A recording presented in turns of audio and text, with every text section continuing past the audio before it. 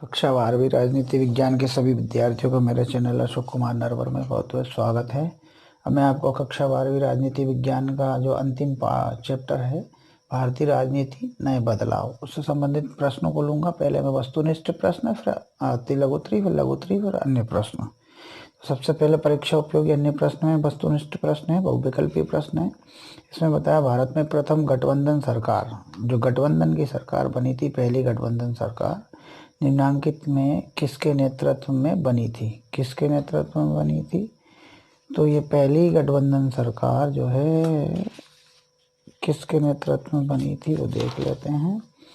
तो ये बीपी सिंह के नेतृत्व में, विश्वनाथ प्रताप सिंह सन 1989 में प्रधानमंत्री बने थे गठबंधन सरकार के, उनके नेतृत्व में ये सरकार बनी थी।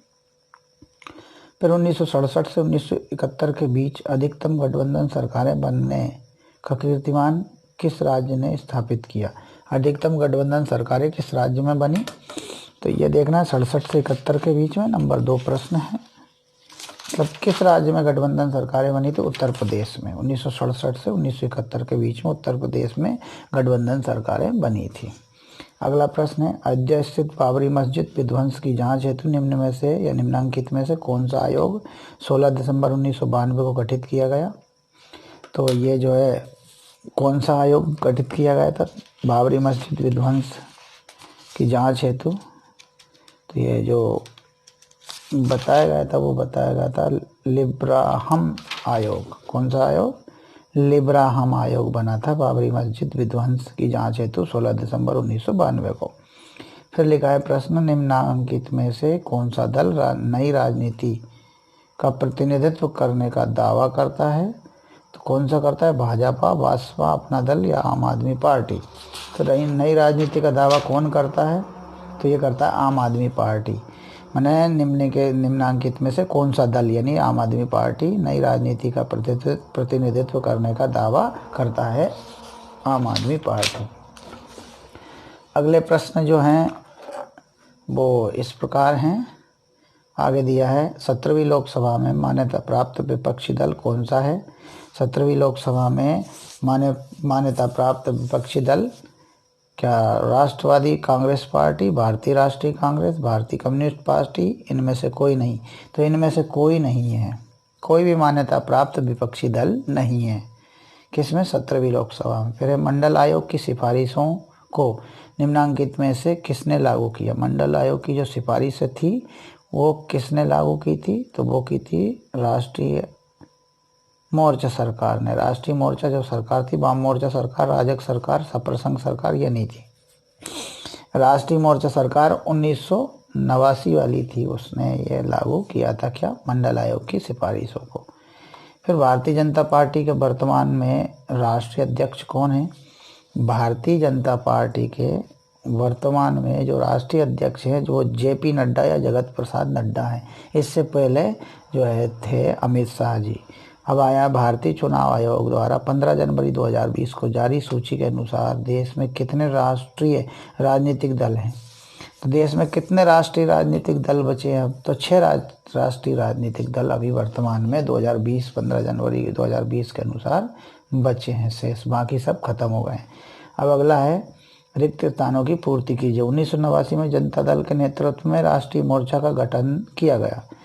1989 में जनता दल के नेतृत्व में राष्ट्रीय मोर्चा का गठन किया गया था।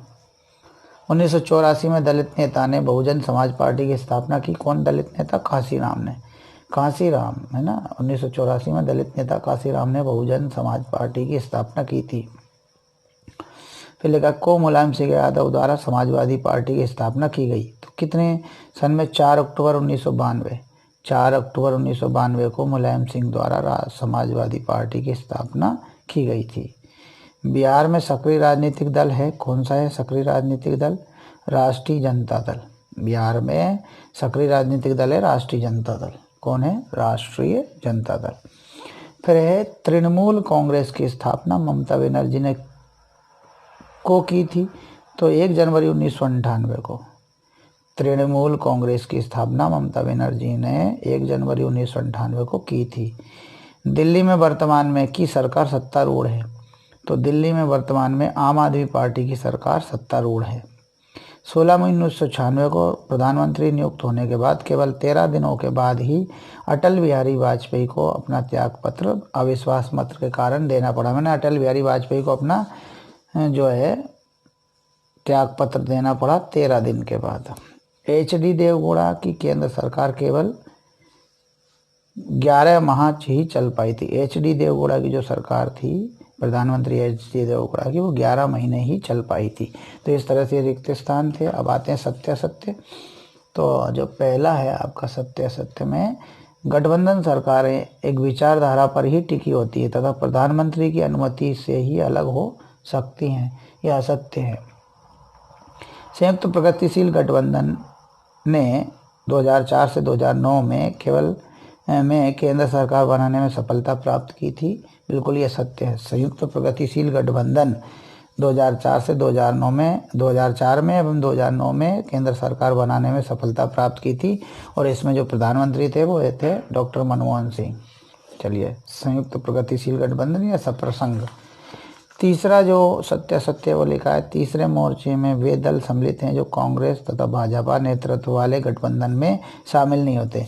कांग्रेस गठबंधन में संयुक्त प्रगतिशील गठबंधन है और राष्ट्रीय जनतांत्रिक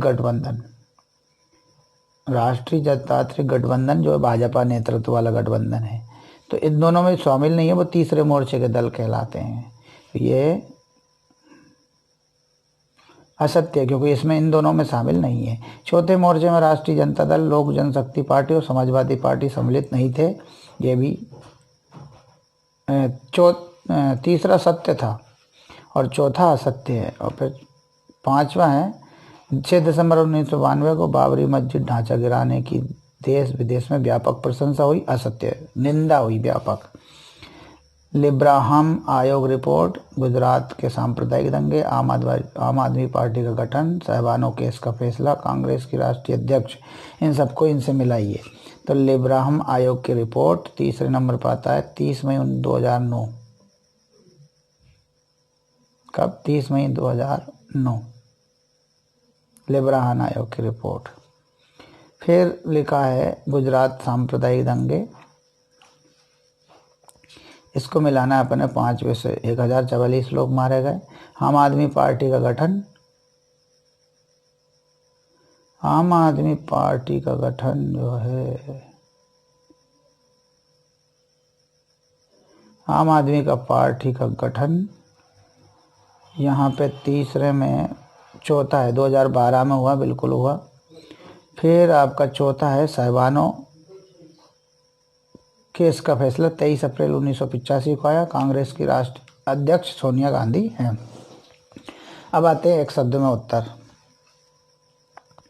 एक शब्द में उत्तर पे जब आएंगे हम तो इसमें देखते हैं भारत में जनवरी 2020 में कितने मान्यता प्राप्त क्षेत्रीय या राज्य दल हैं। तो यहाँ पे बताया उन्होंने 20 जनवरी 2020 को चुनाव आयोग द्वारा जारी सूची के अनुसार कुल 2599 दलों में पंजीकृत राज्य स्तरीय क्षेत्रीय दल हैं। उनमें से इनमें इतने दलों में से 53 हैं। 20 जनवरी 2020 के चुनाव आयोग द्वारा जारी सूची में 2599 दलों पंजीकृत दलों में से जो राज्य स्तरीय क्षेत्रीय दल हैं वो 53 हैं। फिर किस भारतीय प्रधानमंत्री के कार्यकाल में नई आर्थिक नीति को लागू किया गया था? तो नरसिंह राव के कार्यकाल में, नरसिंह राव प्रधानमंत्री थे 1991 से 96 तक, उस बीच में नई आर्थिक नीति को लागू किया गया था। भारतीय सर्वोच्च न्यायालय ने किस मामले में क्रीमी लेयर का सिद्धांत प्रतिपादित किया? तो ये जो है इंदिरा साहनी विवाद में क्रीमी लेयर मामले का सिद्धांत प्रतिपादित किया है, इंदिरा साहनी विवाद में। भारत में किस दल का गठन एक महिला नेता द्वारा किया गया? तो भारत में तृणमूल कांग्रेस का गठन एक महिला नेता द्वारा किया गया जिनका नाम है ममता बनर्जी। काका कालेलकर की अध्यक्षता में प्रथम पिछड़ा वर्ग आयोग कब गठित किया गया था? तो 1953 में गठित किया गया था काका कालेलकर की अध्यक्षता में प्रथम पिछड़ा वर्ग आयोग। चलिए अतुल्य प्रश्नों पर आ जाते हैं। इसमें हम अगर देखते हैं तो वर्तमान में राष्ट्रवादी कांग्रेस पार्टी का अध्यक्ष कौन है? शरद पवार है। मतलब वर्तमान में राष्ट्रवादी पार्टी का अध्यक्ष शरद पवार हैं। समता पार्टी की स्थापना कब और किसके द्वारा की गई? समता पार्टी की स्थापना 1994 में जॉर्ज फर्नांडिस तथा नीतीश कुमार ने की थी। किसने की थी? जॉर्ज फर्नांडिस और नीतीश कुमार। समता पार्टी की स्थापना। तेलंगाना राज्य की मांग का आंदोलन किसने चलाया? 27 अप्रैल 2001 को एस चंद्रशेखर राव द्वारा 27 अप्रैल 2001 को एस चंद्रशेखर राव द्वारा गठित तेलंगाना राष्ट्र समिति ने अलग राज्य की मांग का मुद्दा उठाया। एस चंद्रशेखर राव ने अलग राज्य की मांग का मुद्दा उठाया था। चलिए, एस चंद्रशेखर राव ने उठाया था। चलिए आगे अगले प्रश्नों को देखते हैं। तिलक उत्तरी में 2 प्रश्न और बचे हैं।